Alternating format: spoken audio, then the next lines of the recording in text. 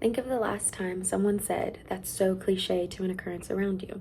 What did they even mean by that? Where did this word cliché really come from, anyways? The frequently used phrasing of cliches originates from the French 19th century times and has been included through historic literature while still being used in our daily conversations today. As a 20-year-old educated girl that does a lot of talking, this talking includes the use of cliches in regular conversation every day. Each of us can think of instances where we or those we are conversing with have used cliches, but many don't truly know the foundations of this way we regularly talk. For the next few moments, we will dive through literature and speech to finally understand why something can be so cliche and where it all comes from. Let's start this dive into the origins of the cliche. So, what exactly is a cliche? Webster's dictionary defines it as anything that is so commonplace that it lacks freshness or offers nothing new in the way of interest or insight. It is something that has become too familiar, with them using the example of a menu item per se. Some other ways to put it may be a cliche is an expression that has been overused to the point in which it has lost its impact, as said by the writers of Writing Explained online in their article. To be put into my own words, it would be defined as something that just so normally occurs that it is hard to even notice it happening at times. Words like stereotype and overused come to mind as well.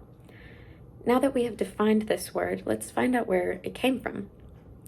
Clichés go back through history to the 19th century, a time when slavery was abolished and the first and second industrial revolutions occurred. Wikipedia lets us know this led to massive urbanization and much higher levels of productivity, profit, and prosperity, making room for the advance of literature and specified phrasings like clichés possible. Even though this was the beginning of clichés, misconceptions and misunderstandings of the word are born as well at this time. As the writers of Writing Explained tell its readers, clichés originated as wise metaphors. However, through overuse and misuse, they have lost their original impact. These phrases have lost their meaning through this overuse. Therefore, they do not profoundly impact the audience the same way as they used to. There is an appropriate time and place to use them, which is probably not when trying to be sincere and consoling a friend, a close friend, on something they might be going through. An example of this could be when one of your friends has recently gone through a heartbreak and you say the cliche, "Oh, there's plenty of fish in the sea." This will most likely not be the healing words they want to hear from you in that moment. This example is taken from the website Lit Charts, where the clarification of the word cliche being misused as an adjective is also prefaced.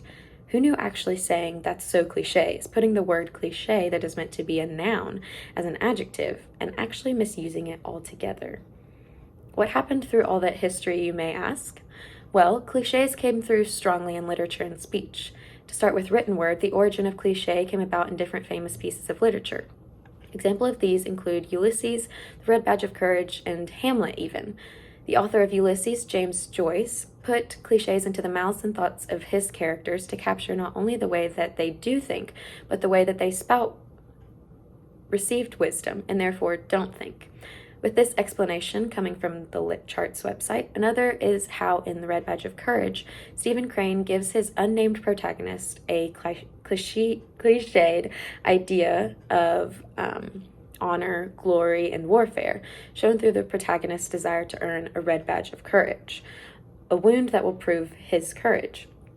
Furthermore, Writing Explained uncovers that in Hamlet by William Shakespeare, the phrase "to be or not to be, that is the question" has now become a cliche phrase. A once profoundly philosophical internal dialogue, has now become a meaningless phrase that people use often out of context. Through this comes spoken word and sayings of common phrased cliches. As Alta Language Services tells its viewers, some examples of spoken cliches are "read between the lines," "bite the bullet," "dead as a doornail," or "in a nutshell." Writing Explained tells us that using the phrase "under the weather" is a popular cliche that indicates when a person is feeling ill. People often use the cliche "don't push my buttons" when they are warning people against intentionally aggravating them. "Been there, done that" is a cliche that refers to someone's boredom with an activity or situation. "Get a grip" is a cliche that means for someone to get a hold on the situation when they are losing their calmness, and so on and so on.